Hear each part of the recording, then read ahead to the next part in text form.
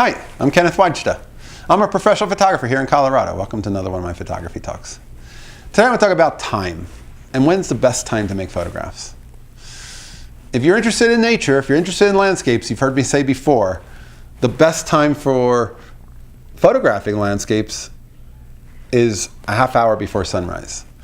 You have to be in place with your tripod and your camera a half hour before sunrise to really get a chance of getting the best light of morning or the best light of late afternoon. This time of year it's a little bit easier because the days are shorter, so you don't have to get up so early and you don't have to stay up so late.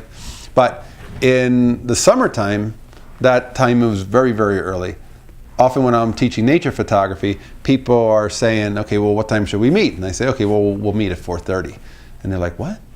I'm like, well, we have a half-hour drive. The sun is up by 5:15. It'll take us till 5 o'clock to get there and set up, and we'll be in place. Maybe the sun's rising at 5:30. My times might be off. Maybe we meet at 4 o'clock.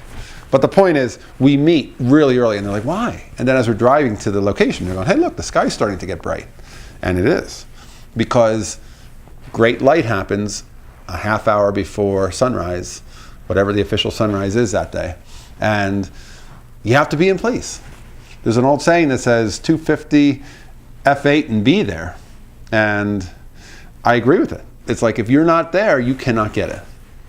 So if you want to shoot landscapes, early morning, get yourself an alarm clock, get a sunrise chart, print it out, and you can go and you can make great landscape photographs. If you want to shoot landscapes on a cloudy day, maybe you could go at noon.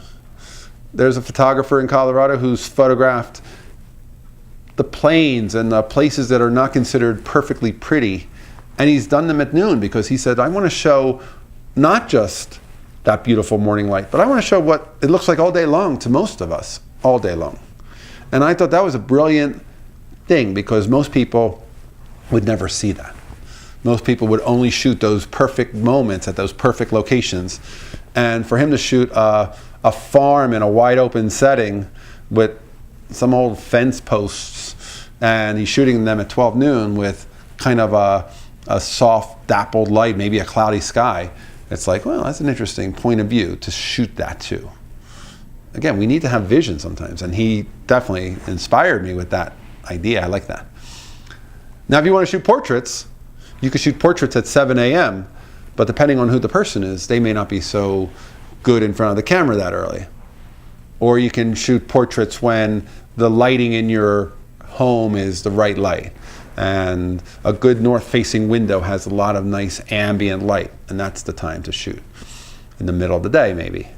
Or maybe your north-facing window has light coming from the west hitting the building next to you, and hopefully it's a white building, and that light is bouncing back into your north-facing window. That could be a time of day to shoot inside your space because this big reflector has been set up, this big reflector called a house, and it's bringing all this light into your space. We don't photograph stuff, we photograph the light on stuff. And I often will see, I'm walking in an alleyway, and the alleyway is nothing special, but the right time of day, the light is hitting one wall and the whole alleyway is awash in reflected light. Reflected light is a beautiful kind of light because it's soft and it's big.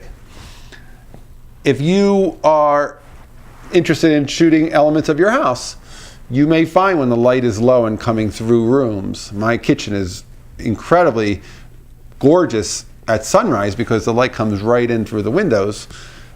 When I make films, sometimes we'll have to simulate sunlight, and what you'll literally do is you'll put a 2,000 watt light with an orange gel outside the window on the porch, and you'll just flood it. And you'll let the windows create all of their patterns, and you'll create edges, and it won't be like putting a light in the room because it's putting it outside. It actually creates shadows, and that's a beautiful light. Shoot when the light is right. And on days when you're not shooting, notice when the light is right. Because that portrait in the kitchen may be better at 4 o'clock than it is at 10 o'clock in the morning. But another house, it may be the exact opposite. But where is the light?